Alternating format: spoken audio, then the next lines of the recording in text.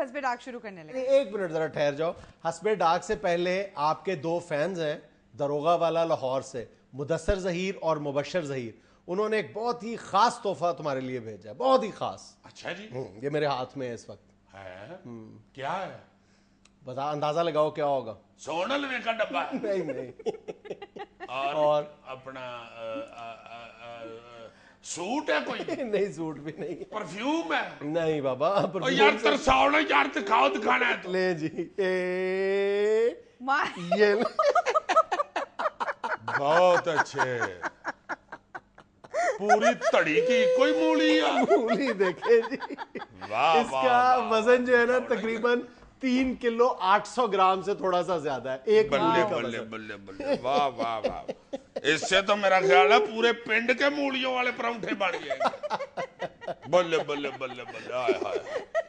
मूली घट और 5 साल का काका ज्यादा लग रही है। इतनी बड़ी मूली, इसका तो पूरी जंज का सलाद बन जाएगा यार।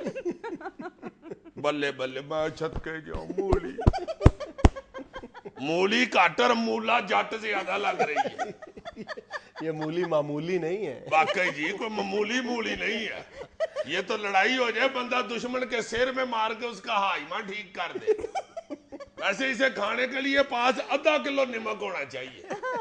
बल्ले बल्ले बल्ले, तलवार से छिलते हैं इसे। बात तो सुनो, अपने फैंस का शुक्रिया तो अदा करो यार। हाँ, बहुत मेहरबानी जनाब मुदस्सिर साहब और मुबशर साहब, आप दरोगे वाले से जनाब इतनी बड़ी मूली लेके आए हैं। शुक्र है रास्ते में डाकू नहीं पड़ गई है। थोड़ा माल तो नहीं है।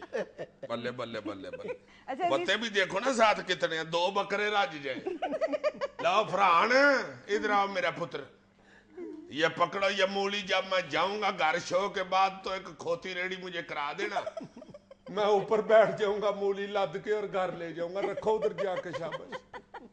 वाह वाह वाह वाह। इस मूली को देख के लगता है कि पाकिस्तान तरक्की करेगा इंशाल्लाह। इंशाल्लाह इंशाल्लाह। हस्बे डाक शुरू करूं अजीज साहब? पाकिस्तान की मूली तो बड़ी हो गई है, अब आहिस्ता आहिस्ता इंशाल्लाह इंडस्ट्री भी बड़ी होगी। अच्छा अजीज साहब, हस्बे डाक शुरू कर दें? बिल्कुल जी, शुरू करो। पहली डाक हमें फैसलाबाद से राना बिलाल अरशद ने लिखी है। लिख रहे हैं, हस्बे हाल, अस्सलाम वालेकुम। वालेकुम सलाम राणा साहब। अजीज अंकल, मैं एक बहुत समझदार बच्चा हूँ। मुझे ये बात तो समझ आती है कि ज्यादा पढ़ने से ऐनक लग जाती है और ना पढ़े तो 2 लग जाती हैं, मगर इंसान को ये गैलिस क्यों लग जाते हैं? इसकी क्या वजह है? ये जो असल में जो दानिश्वर होते हैं ना, जिनके दिमाग में बहुत ज्यादा दानिश और इल्म समाया जाता है, वो उसके बाद उनको फिर ऐनक लगती है उस इल्म को संभालने के लिए।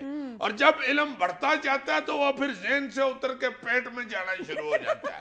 और जब इल्म से पेट भी भर जाता है तो फिर गैलिस लगाने पड़ते हैं उस इल्म को और दानिश को जकड़ने के लिए, संभालने के लिए।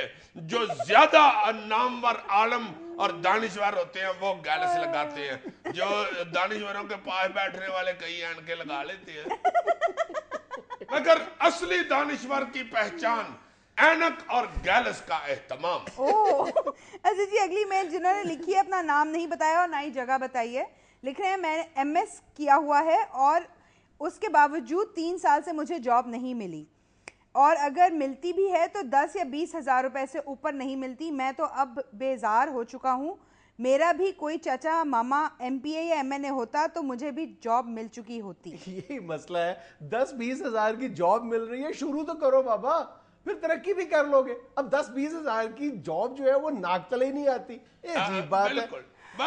बात चलो बच्चे की भी ठीक है, इसका मामा चाचा होता है MPA तो लग जाता, मगर अब नहीं है तो यार भी यार की जॉब ही कर लो। नहीं तो फिर किसी मामे चाचे को तैयार करो, फिर कोई 5-7 साल में वो तरक्की करके मेहनत करके MNA बने। उस वक्त फिर तुम्हारी जो एज है वो नौकरी से निकल गई होगी, फिर जो उसके आगे हमें नारे लगाते फिरोगे तो जॉब करो सीधी तरह। अच्छा जी, हसीब अहमद इस्लामाबाद से लिखते हैं, अस्सलाम वालेकुम हस्बे हाल टीम। वालेकुम अस्सलाम जनाब। अजीजी साहब, अल्लाह पाक आपको मजीद इतनी लंबी जिंदगी दे जितनी आप गुजार चुके हैं। अब बताइए आपकी क्या उम्र है? दिमाग थक गया था, सोच सोच के बड़ी मुश्किल से तरीका हाथ आया है। वैसे मैं माफी चाहता हूँ, आप इतनी मोहब्बत फरमाते हैं अगर मेरे साथ, तो मेरे लिए आप इतने प्यार से सिर्फ 21 साल ही मांग रहे हैं। 21 मैंने गुजार दिए, 21 और बतालियों का ये यार हाथ धो गई। खुदा का खौफ करो। अभी तुम बता रहे थे कि 21 साल पहले तो तुमने ये शूज खरीदे थे।